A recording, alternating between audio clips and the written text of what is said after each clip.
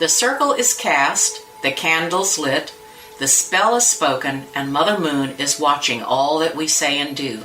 For the next short passage of time, you are in an enchanted place called the Wytching Hour.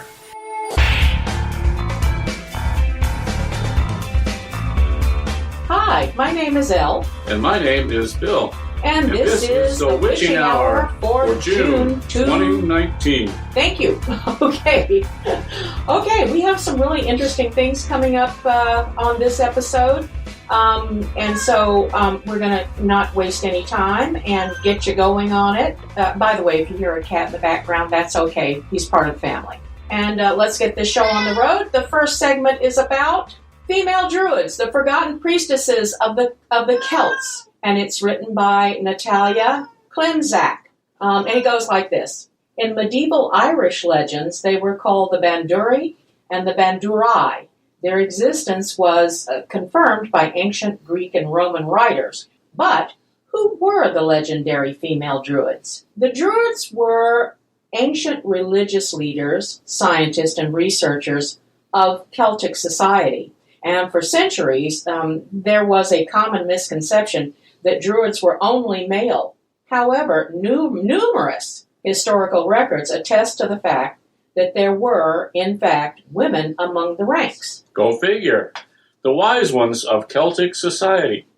The term Druid comes from the Indo-European word dru, which means the truth or true.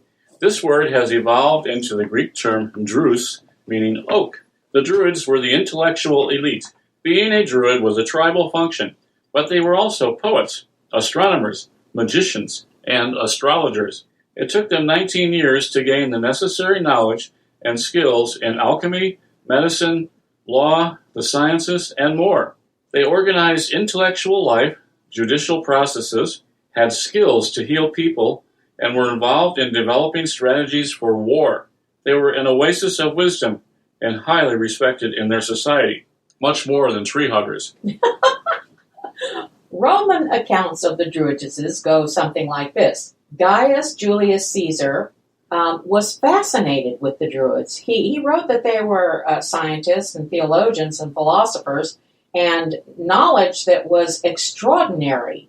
According to the experts in Caesar's writings, the great Roman leader was well aware of female Druids. Unfortunately, most of the Roman writers ignored women in general, so what's new about that? So it is not easy to find reference to them in historical texts. However, Strabo wrote about a group of religious women who lived on an island near the Loire River in Historia, and that is that's a modern online history magazine.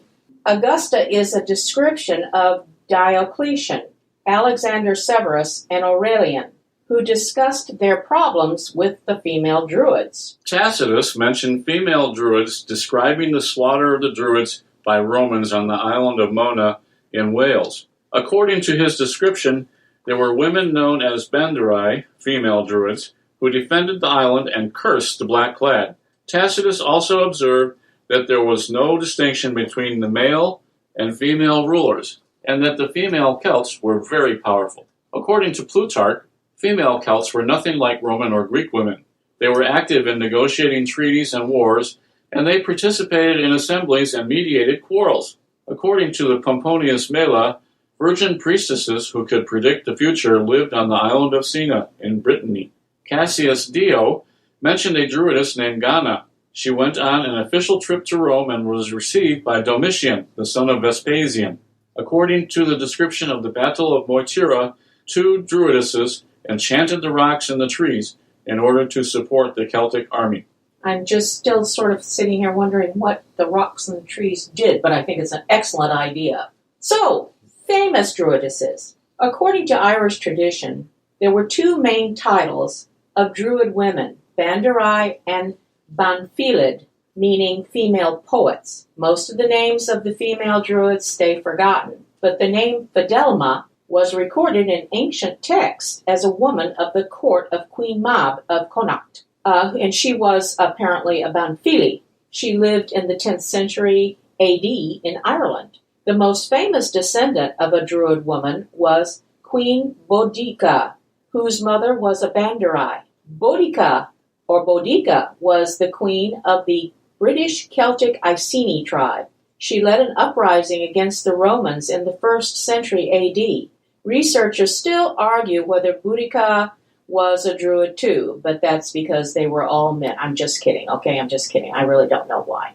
The worship of the goddesses. Druidesses worshipped goddesses and celebrated in different months and seasons with feasts and rites of their own. One of the deities they worshipped, the goddess Bridget, was later adopted by Christian nuns as Saint Bridget. We keep furnishing all the Christians with everything that we once had of our own, but that's okay. I guess that mimicry is the highest form of a compliment. There you go. Continuing on with the archaeological footsteps of the Druidesses, archaeologists have discovered several proofs for the existence of the female Druids. Many female burials have been discovered in Germany between the two rivers Rhine and Moselle.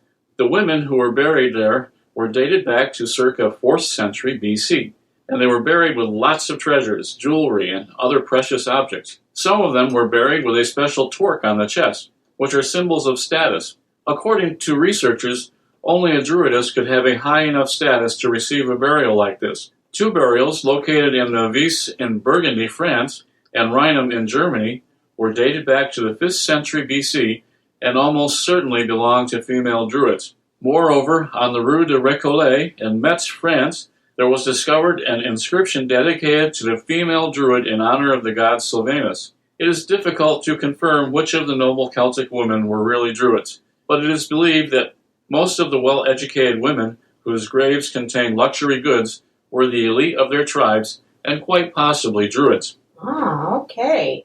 The heritage of the ancient Druidesses. The Romans killed a lot of Druids, and they killed a lot of everything when they were when they were in, you know what I'm talking about, and destroyed many of their books, meaning the Druids' books, and other archival treasures. The Roman Catholic Church believed that female Druids were sorcerers, sorceresses, and witches in cooperation with the devil. Nothing new about that. They also saw the knowledge of the Celts was a huge danger for their domination and Christian message. The well-known Saint Patrick, that sweet, darling little man who got all the snakes out of Ireland, burned Druid books and destroyed many locations connected with the old cult. Nice guy. However, like paganism in general, Druidism never fully disappeared.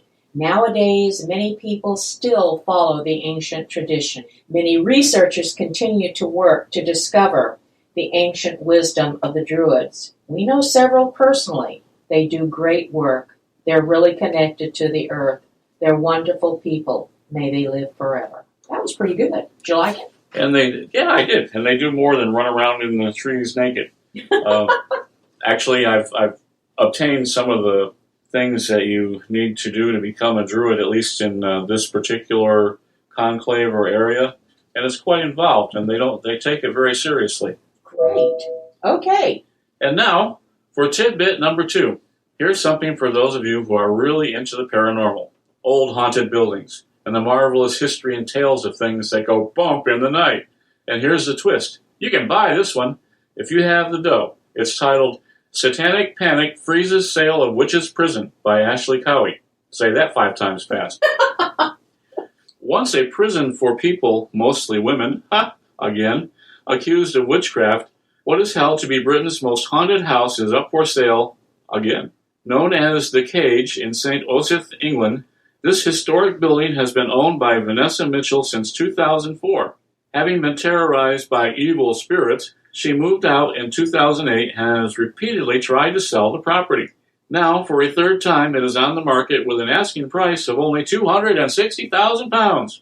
For you Americans, that's $293,188. Vanessa told reporters at the Clacton and Frinton Gazette that in 2008, she fled the house after she was physically attacked by spirits. She also claims she was plagued by ghostly figures who she says pushed her while pregnant, and that she has witnessed mysterious blood splatters. Furthermore, Vanessa claims that on one occasion she has been spanked on the bottom by a demonic entity. Evidence, it appears, would have the ghost that had functioning hormonal systems. Yeah, sure. Okay. So, investigating the witches' prison. The earliest history of the cottage, also called the cage, was that once it was used to hold prisoners accused of witchcraft. Men, women, and children were detained in the cage all the way until 1908. Wow. Frenton-based estate agent Homo Domus, don't ask, please don't ask, told reporters at the Clacton and Frenton Gazette the cage was one of the most notorious and well-documented haunted 16th century cottages in Britain. Once a medieval prison where 13 witches were held pre-trial, subsequently resulting in 3 hangings. The gable end of the cottage holds a plaque, and it reads like this, and I'm quoting, "The cage, medieval prison, St. Osyth's residence, Ursula Kemp, was imprisoned here before being hanged as a witch in 1582. It was last used in 1908, unquote. The tragic story of Ursula Kemp, a woman who was called upon by her community to heal sick folk, apparently fell out with a woman from a notorious local family. This resulted in Kemp's semi-miraculous healing skills, with her being accused of witchcraft, and after being found guilty in 1582 AD, she was hung. Before she was judged and hanged, Ursula Kemp ratted and named a lot of other women from St. Osyth whom she claimed were witches. Oh, dear. I'm not going to go by myself. She did it, and she did it, and she did it. They all in turn broke the bro code, and before confessing, they all named more witches, and everybody blamed everybody else. Boy, does that sound like now. Yeah. Thus, in this fateful year, paranoid satanic panic in Chelmsford saw many more women from St. Osyth's on trial for witchcraft. According to an article on Mysterious Britain, 10 of those women faced charges of bewitching to death.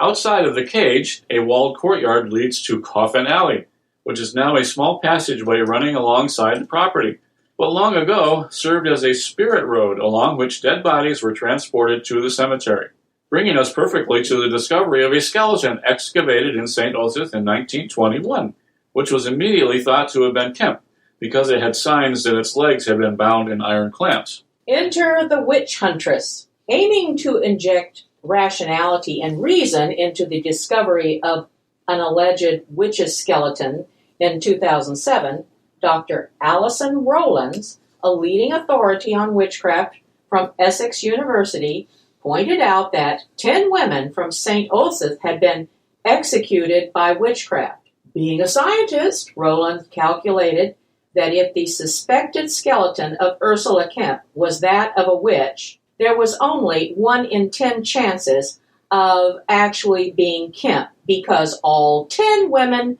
would have been leg clamped. In 2007, an article in the Daily Gazette entitled St. Osyth ...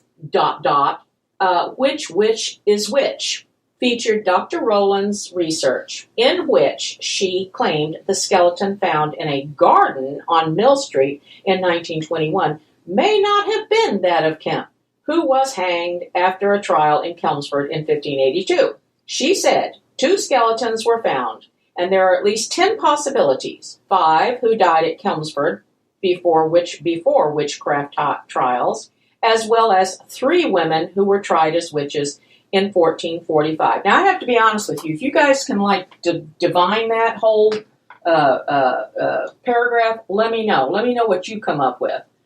Remember, I didn't write it, but I should have. Just remember, 10 women died, and one of them was this other lady. So, who knows? Whoever the other lady was. Right, yeah. Okay. Now we return to the cage. The big question that remains is, why isn't the cage selling? Why indeed? To help displace dark forces and to help stimulate market forces, the sales agent claims the spirits, including a satanic-looking goat, picture that, have now been vanquished, and they can confirm that the house has now been cleared of the many evil residents encountered over the years. The agent, delighted that 500 years of poltergeist and demonic possession are now over, says, It's time for someone else to take on this unique cage, one of only 7 cages left in the country, and none with the reputation of this one. It's still haunted, the agent added, but there seems to be a certain newly found harmony within. Oh, yeah. The ghosts are on relapse now. Yeah, okay, but, teacher, I have a question.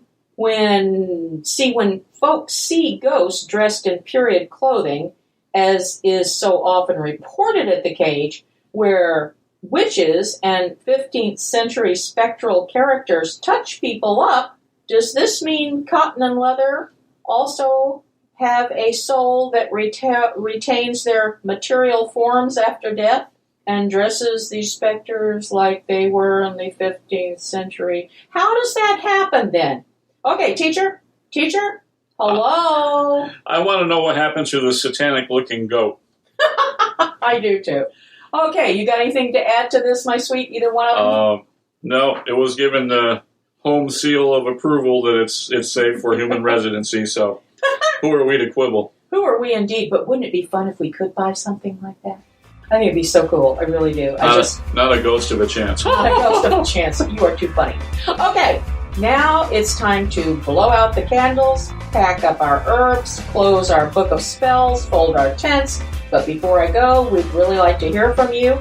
Let us know if this show was of interest to you. We'd also like to hear from you if you're involved in the pagan community and have something you'd like to share with us for the listening audience. And if you live in our area, it's even possible you could come and do a guest spot on the Wytching Hour. Contact us through the website, thewitchinghour.com.